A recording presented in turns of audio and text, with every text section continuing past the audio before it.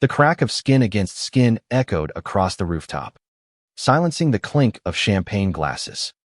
Ethan Caldwell, heir to a real estate empire, stood rigid, his hand still raised, eyes blazing with a fury he couldn't name. The waiter, a lean figure with chestnut curls and a name tag reading Jasper, stumbled back, clutching his cheek, but his gaze held no fairly a quiet, searing challenge that cut deeper than the slap itself.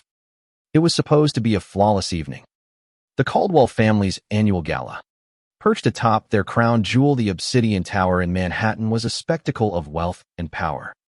Crystal chandeliers glittered, casting prisms over tailored suits and flowing gowns. Ethan, 26 and polished to perfection, was the golden son, destined to inherit billions.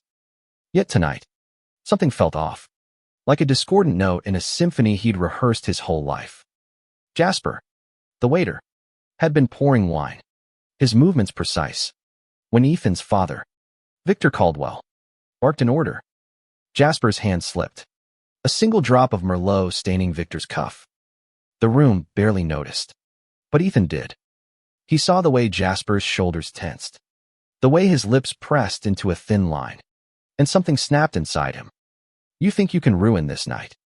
Ethan's voice had been low, venomous, as he grabbed Jasper's arm. The slap came next, unthinking, a reflex of rage he didn't understand. Gasps rippled through the crowd, but Jasper didn't flinch. He straightened, his hazel eyes locking onto Ethan's. And in that moment, Ethan felt exposed, as if Jasper saw through the polished facade to the chaos beneath. The gala resumed its hum, but Ethan's world tilted. He stormed to the edge of the rooftop, gripping the railing, the city's pulse throbbing below. Why had he done it? He wasn't his father, quick to crush anyone who stepped out of line. Yet the sight of Jasper, his quiet confidence, the rainbow pin glinting on his vest, had stirred something Ethan couldn't name. Shame coiled in his gut, but so did something else, something dangerous and unfamiliar. Jasper, meanwhile, slipped into the service corridor, his cheek still stinging. He leaned against the wall, breathing hard. He'd seen men like Ethan before, spoiled, untouchable, wielding power like a weapon. But there was something in Ethan's eyes, a flicker of doubt, that lingered in Jasper's mind. He adjusted his vest, the rainbow pin a small act of defiance he wore proudly, even in spaces like this where it could cost him.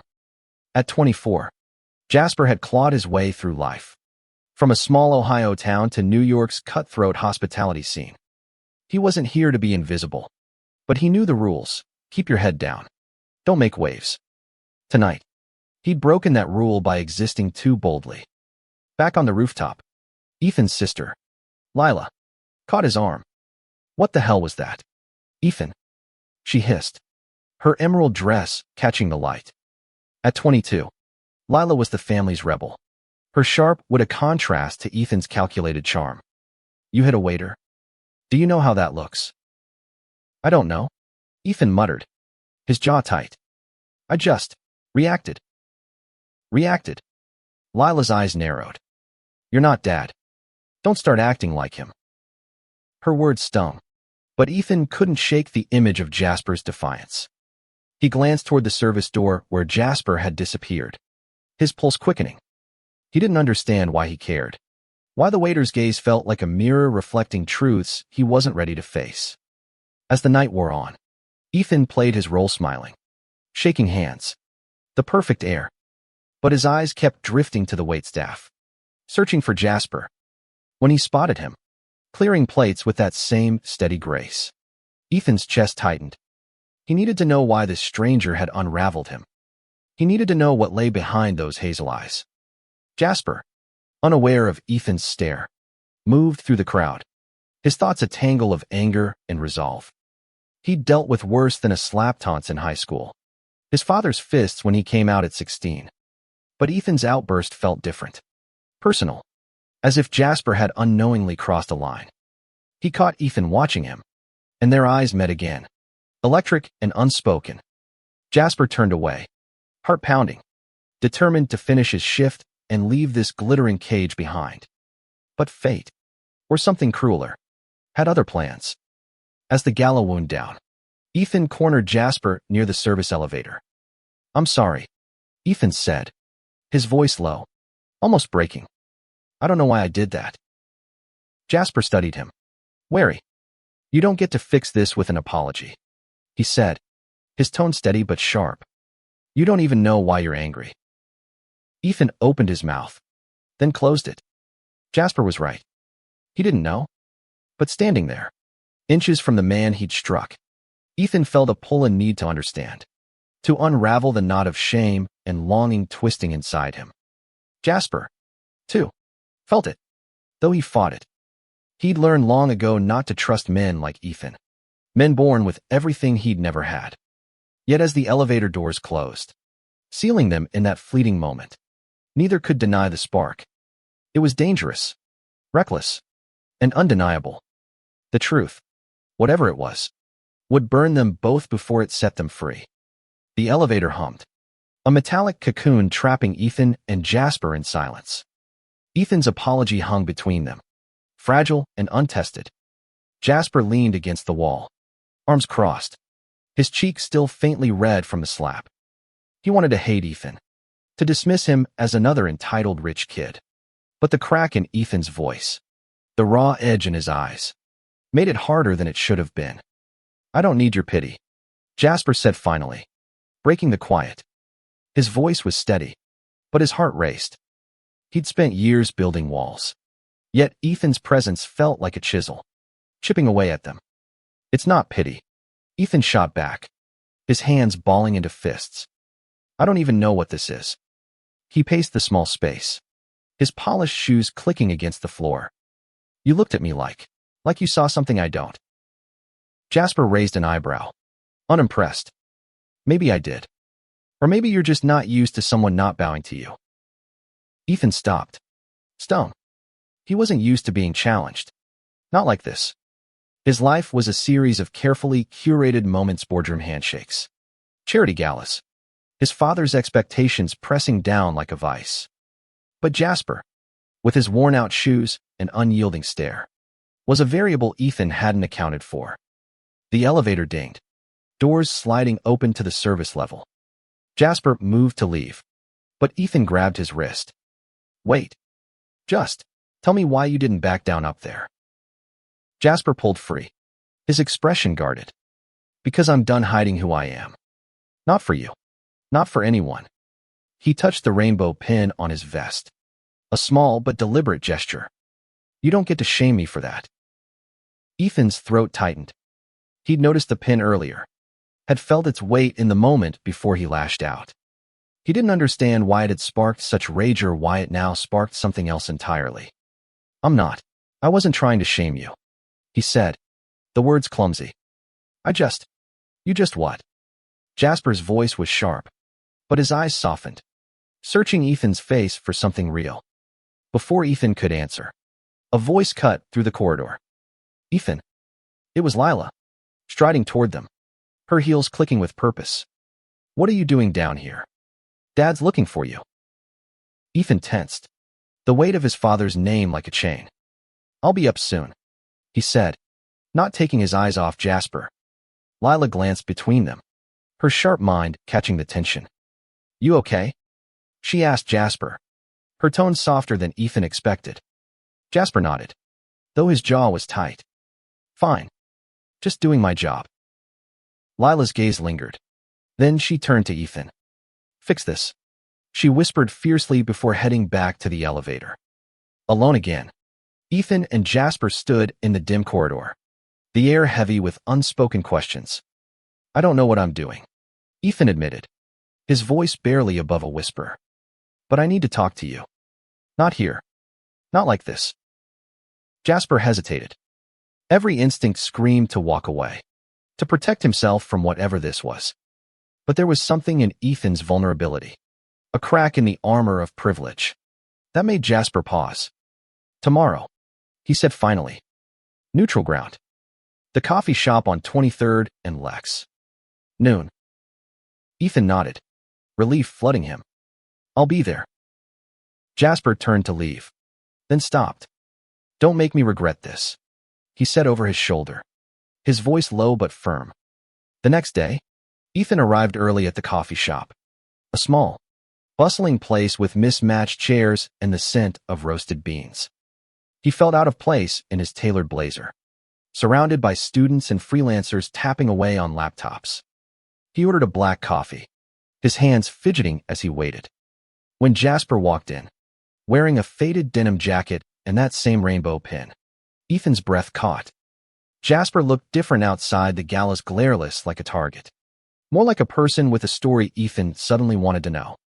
They sat at a corner table, the hum of the shop wrapping around them. "So," Jasper said, stirring his latte, "why am I here?" Ethan leaned forward, elbows on the table. "I need to understand why I reacted like that. It's not who I am. Or at least, I don't want it to be." Jasper studied him, his hazel eyes unyielding. "You don't get to just erase what you did. But I'll give you a chance to explain. Start with why you're so angry." Ethan swallowed, the question cutting deeper than he expected. He thought of his father's voice, always demanding perfection, of the weight of a legacy he wasn't sure he wanted. "I don't know," he said honestly. "But when I saw you, it was like you were free in a way I've never been." Jasper's expression softened, just a fraction. "Freedom's not what you think it is," he said. "Not when you've had to fight for every piece of it." They talked for hours, the coffee growing cold. Jasper spoke of his life leaving Ohio after his family rejected him, scraping by in New York, finding community in the city's queer spaces. Ethan listened, his world of penthouses and private jets feeling smaller with every word. He shared fragments of his own life, his father's control, his mother's absence, the pressure to be someone he wasn't sure he could be. By the time they parted, something had shifted. It wasn't trust, not yet, but a fragile thread of understanding. As Jasper walked away, Ethan felt a spark of hope and fear. He was stepping into uncharted territory, and the truth he was chasing might cost him everything. The city buzzed around Ethan as he walked back to his apartment, Jasper's words echoing in his mind. Freedom's not what you think it is. He'd never questioned his life before. Why would he? He had everything: wealth, status, a future carved in stone. But Jasper's story, raw and unfiltered, had cracked something open inside him. He couldn't name it yet, but it felt like a door he'd never noticed, now slightly ajar. At the Caldwell penthouse, Ethan found his father in the study, a glass of scotch in hand. Victor Caldwell was a towering man, his presence as unyielding as the skyscrapers he owned. "Where were you?" Victor asked, not looking up from his papers. "Out," Ethan said, his tone clipped. He braced for the usual lecture, but Victor only grunted, dismissing him. Ethan lingered, watching his father's pen scratch across a contract. This was the man who'd shaped him, who'd taught him that weakness was failure. Yet now, Ethan wondered what else Victor had taught him to fear. Across town, Jasper sat in his cramped Brooklyn apartment, replaying the coffee shop conversation. He'd told Ethan more than he'd meant to about his past, his struggles, the pride he'd found in living authentically. He didn't know why he'd opened up. Maybe it was the way Ethan listened, like he was hearing something for the first time. Or maybe Jasper was just tired of carrying it all alone. The next week, they met again at the coffee shop. Then again, and again. Each meeting peeled back another layer. Ethan spoke of his mother, who'd left when he was 10, unable to bear Victor's control. Jasper shared stories of the queer community center where he volunteered, a place that felt like home. Their conversations danced between cautious and confessional, each word building a bridge neither was sure they could cross. One evening, Jasper invited Ethan to the community center's open mic night. Ethan hesitated, had never been to a place like that, a space where people wore their truths openly. But curiosity, and something deeper, pulled him there. The center was a converted warehouse, walls covered in murals of rainbow flags and protest signs. Ethan felt like an outsider, his designer coat out of place among thrift store jackets and bold piercings. Jasper, though, moved with ease, greeting friends with warm hugs. The open mic was electric poetry, music Stories of love and loss. A drag queen named Marisol performed a lip sync that brought the room to its feet. Ethan watched, mesmerized, as Jasper clapped along, his smile unguarded. For the first time, Ethan saw him not as the waiter he'd struck, but as someone alive, vibrant, whole. After the show, they walked through the chilly night, their breaths visible in the air. "What did you think?" Jasper asked, his tone light but his eyes searching. "It was real," Ethan said, struggling for words. "I've never seen people so themselves." Jasper laughed softly. "That's what happens when you stop pretending." Ethan stopped walking, his heart pounding. "What if I don't know who I am?" The question slipped out, raw and unguarded. Jasper turned to him, his expression soft but serious. "Then you start asking. But you have to be ready for the answers." Their eyes locked, the city fading around them. Ethan felt the pull again, stronger now, a current he couldn't resist. He stepped closer, his hand brushing Jasper's. For a moment, they stood there, inches apart, the world holding its breath. Then Jasper pulled back, his smile bittersweet. "Not yet," he said softly. "You're not ready." Ethan wanted to argue, but he knew Jasper was right. He wasn't ready, not for this, not for the truth he was only beginning to glimpse. But he wanted to be. Back at the penthouse, Ethan found Lila waiting, her expression stormy. "You're different," she said, crossing her arms. "What's going on with you?" Ethan hesitated, then told her about Jasper, the coffee shop, the community center. Lila listened, her eyes widening. "You're falling for him," she said. Not a question. "No," Ethan said too quickly, his face flushing. "It's not like that." Lila raised an eyebrow. "Sure it's not." She paused, her voice softening. "Just be careful. Okay. Dad won't like this." Ethan's stomach twisted. Victor's disapproval was a shadow over his life. But for the first time, he wondered if he could step out from under it. The thought was terrifying and exhilarating. As he lay awake that night, Ethan replayed Jasper's words. "You have to be ready for the answers." He wasn't sure he was, but he knew one thing. He couldn't go back to the man he'd been before that slap, before Jasper's eyes had burned into his soul. The truth was coming, and it would change everything. The weeks blurred into a rhythm of secret meetings and stolen moments. Ethan and Jasper met at the coffee shop, in quiet parks, at the community center. Each encounter chipped away at Ethan's carefully constructed walls, revealing a man he barely recognized. Jasper, too, felt the shift, though he guarded his heart fiercely. He'd been hurt before by family, by lovers who couldn't handle his truth. Ethan, with his wealth and baggage, was a risk Jasper wasn't sure he could afford. One rainy afternoon, they sat in a diner, sharing a plate of fries. Ethan watched Jasper dip a fry in ketchup, his movements casual but deliberate. "Why do you keep meeting me?" Ethan asked, his voice low. "After what I did, why give me a chance?" Jasper leaned back, his gaze steady. "Because I think you're more than that moment. But you have to prove it." Ethan nodded, the weight of those words settling in his chest. He wanted to prove it not just to Jasper, but to himself. He was tired of living for his father's approval, tired of the mask he'd worn for so long. But shedding it meant facing truths he'd buried deep. Their connection grew, tentative but undeniable. A brush of hands, a shared laugh, a glance that lingered too long. Ethan felt alive in a way he never had. But fear gnawed at him. What would this cost him? His family, his future. He pushed the thoughts away, focusing on Jasper's smile, the way it lit up the dimmest corners of his world. One night, Jasper invited Ethan to a queer film festival in the East Village. The small theater was packed, the air buzzing with anticipation. They watched a documentary about the Stonewall riots, the screen filled with images of defiance and resilience. Ethan felt a lump in his throat as Jasper whispered context about the activists, his voice thick with pride. When their hands brushed in the dark, Ethan didn't pull away. Neither did Jasper. After the film, They walked through the rain-slicked streets, sharing an umbrella. That was intense, Ethan said, his voice soft. I didn't know. I mean, I never learned about any of that. Jasper nodded, his expression thoughtful. Most people don't. It's why places like the community center matter.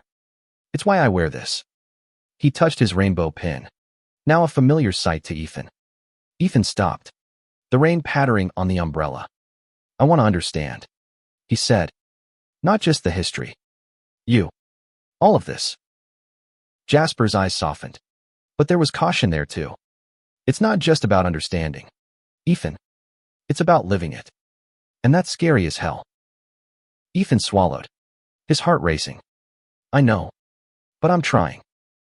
Jasper smiled, small but genuine. I see that. Their moment was shattered by a familiar voice. Ethan. Victor Caldwell stood under a street lamp, his coat drenched, his face a mask of disapproval. What are you doing here? Ethan froze, the umbrella slipping from his hand. Jasper stepped back, his expression unreadable. Dad, Ethan said, his voice unsteady. I was just what? Victor's eyes flicked to Jasper, narrowing at the rainbow pin, slumming it with the help. Jasper stiffened, but Ethan spoke first. Don't talk about him like that. Victor's laugh was cold. You're embarrassing yourself. And me. Get in the car. Ethan hesitated, his eyes meeting Jasper's. For a moment, he saw everything: Jasper's strength, his vulnerability, the life he represented. Then he looked at his father, the man who'd defined his world. No, Ethan said, the word quiet but firm. Victor's face darkened. You're making a mistake, son. Maybe, Ethan said, but it's mine to make. Victor turned and walked away, his driver waiting in the rain. Ethan's heart pounded, but he felt lighter, as if a weight had lifted. Jasper touched his arm, his voice soft. You okay? Ethan nodded, though he wasn't sure. I think so. They walked in silence, the rain a steady drumbeat. Ethan knew he'd crossed a line, one he couldn't uncross. But with Jasper beside him, he felt ready to face whatever came next. The truth was closer now, sharp and unyielding, and it was only a matter of time before it shattered everything. The fallout was swift. Victor summoned Ethan to the Obsidian Tower the next morning, his office a fortress of glass and steel. Ethan stood before his father, feeling like a child again, awaiting judgment. Victor didn't shout. His voice was low, controlled, and all the more terrifying for it. You're throwing away your future, he said, leaning back in his chair. For what? A waiter. Ethan's jaw tightened. His name is Jasper. And this isn't about him. It's about me. Victor's eyes narrowed. Don't play games, Ethan. I've built an empire for you. You don't get to walk away because of some phase. It's not a phase, Ethan said, his voice steady despite the fear clawing at him. I'm figuring out who I am. And it's not who you want me to be. Victor stood, his presence towering. You're a Caldwell. You don't get to figure out anything. You do what's expected. Ethan left the office shaken but resolute. He defied his father, but the cost was already mounting. Whispers followed him at board meetings. Eyes lingered too long. His father's influence was a web, and Ethan was tangled in it. Jasper, meanwhile, wrestled with his own doubts. He'd seen the fire in Ethan's eyes, the courage it took to stand up to Victor. But he also knew the world Ethan came from ruthless, unforgiving. Could Ethan handle it? Could Jasper trust him not to break under the pressure? They met that evening at Jasper's apartment, a small but cozy space filled with books and art. Ethan looked out of place, his tailored coat draped over a thrift store chair. I told my dad I'm done living his life, Ethan said, his voice raw. But I don't know what comes next. Jasper sat beside him, their knees brushing. You don't have to know yet. Just keep moving forward. Ethan turned to him, his eyes searching. What if I'm not strong enough? Jasper took his hand, his touch warm and steady. You are. You just don't see it yet. The moment stretched, charged with possibility. Ethan leaned in, his breath catching, and Jasper met him halfway. Their kiss was tentative at first, then desperate, years of buried longing pouring out. It was a confession, a promise, a risk neither could take back. But the world outside didn't pause. Lila called Ethan the next day, her voice urgent. "Dad's digging into Jasper," she said. "He's got people looking into his past, his family, everything. He wants leverage." Ethan's blood ran cold. "Why?" "Because you defied him," Lila said. "He thinks Jasper's the reason. He wants to break you both." Ethan found Jasper at the community center, helping set up for a youth event. He pulled him aside, his voice urgent. "My father's coming for you. He's looking for anything he can use your past, your family." Jasper's face hardened. "Let him. I've got nothing to hide." But Ethan saw the flicker of fear in his eyes. He knew Jasper's past wasn't clean not because of shame, but because life had been cruel. "I won't let him hurt you," Ethan said, his voice fierce. Jasper smiled faintly. "You can't stop him. Not yet. But we can face him together."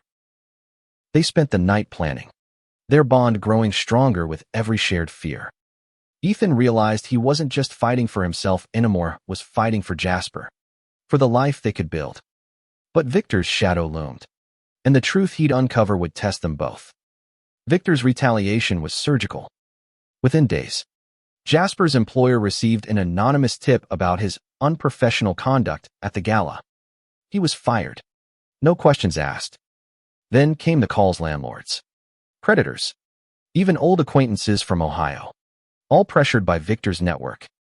Jasper's life, already precarious, began to unravel. Ethan was furious, but Jasper took it in stride. "I've been through worse," he said, packing up his things at the community center. "Your dad's not the first to try breaking me." "Then why does it feel like he's winning?" Ethan asked, his voice cracking. Jasper stopped, his eyes meeting Ethan's. "Because you're still afraid of him. Stop running from that fear, Ethan.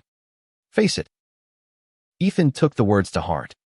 He confronted Victor at the penthouse, his anger spilling over. "You're destroying his life," he said. "For what?" "To control me." Victor's smile was cold. "I'm protecting you. That boy is nothing but trouble. You'll thank me when you're older." "I'm not a child," Ethan snapped. "And Jasper's not nothing. He's more real than anything you've ever built." Victor's expression darkened. "You're throwing away everything for him. You think you can walk away from this family? From me?" Ethan stood tall, his voice steady. "I already have." He left, his heart pounding, but his resolve unbreakable. He found Jasper at the coffee shop, their old haunt, and told him everything. Jasper listened, his face unreadable. "You didn't have to do that," he said finally. "Your family, that's your whole world." "Not anymore," Ethan said. "You are." Jasper's breath hitched, but he shook his head. "This isn't a fairy tale, Ethan. Your dad's not going to stop. And I can't let you lose everything for me." "I'm not losing," Ethan said, taking Jasper's hand. "I'm choosing." Their kiss was fierce, a defiance of the world closing in. But the world wasn't done with them. Lila called that night, her voice shaking. "Ethan, Dad found something. About Jasper's family. It's bad." Ethan's heart sank. He met Lila at her apartment, where she handed him a file. Inside were police reports. Old news clippings. Jasper's father had been arrested years ago for fraud, dragging the family name through the mud. Victor planned to use it, to paint Jasper as untrustworthy, a liability. "He's going to leak this," Lila said, "to ruin Jasper, and to make you look like a fool for choosing him." Ethan's hands shook as he read. He didn't care about the scandal, but he knew Jasper would. His family's rejection had left scars, and this would rip them open. Ethan found Jasper at the community center, the file burning in his hands. "You need to see this," Ethan said, his voice heavy. Jasper read in silence, his face paling. He's going to use this against me, he said finally. My dad, he destroyed our family. I thought I'd left that behind. Ethan took his hand. You don't have to face this alone. Jasper's eyes glistened, but he nodded. Okay. Together. They spent the night strategizing, their bond a lifeline in the storm. Ethan knew the truth was close now, a blade that could cut them both. But he also knew he'd fight for Jasper. For them. No matter the cost. The truth came like a tidal wave, sweeping away everything Ethan thought he knew. Victor's plan to smear Jasper backfired when Lila, ever the rebel, leaked the file to a rival media outlet first. The story hit the headlines not as a takedown of Jasper, but as a scathing expose of Victor's tactics. The city turned on him. The empire he'd built now a target of public outrage. Ethan and Jasper faced the fallout together. They stood outside the community center as reporters swarmed. Jasper's hands steady in Ethan's. You sure about this? Jasper asked, his voice low. Your name's in this too. Ethan squeezed his hand. I've never been sure. They gave a joint statement. Simple but powerful, they were together. And they wouldn't be silenced. The crowd cheered. A mix of activists, friends, and strangers who'd been touched by their story. Jasper's past was laid bare. But so was his strength. His resilience. Ethan, too, was transformed no longer the golden heir, but a man choosing his own path. Victor's empire crumbled. Board members resigned. Deals fell through. And the Obsidian Tower, once a symbol of power, felt hollow. Ethan visited his father one last time, not as a son seeking approval, but as a man claiming his freedom. You could have chosen love, Ethan said, his voice steady. Instead, you chose control. Victor had no answer, his silence louder than any argument. Ethan walked away, the weight of his father's legacy lifting with every step. Months later, Ethan and Jasper stood on a different rooftop, not a gala, but a quiet celebration at the community center. The city sparkled below, a reminder of the world they'd faced and survived. Jasper wore his rainbow pin, now joined by a ring on his finger, a promise they'd made in private. Ethan, no longer a Caldwell in name, had found work teaching at the center, his wealth redirected to causes that mattered. You ever miss it? Jasper asked, leaning against him. The money, the power. Ethan shook his head, his arm around Jasper. I have everything I need. The truth had shattered their world, but it had also rebuilt it.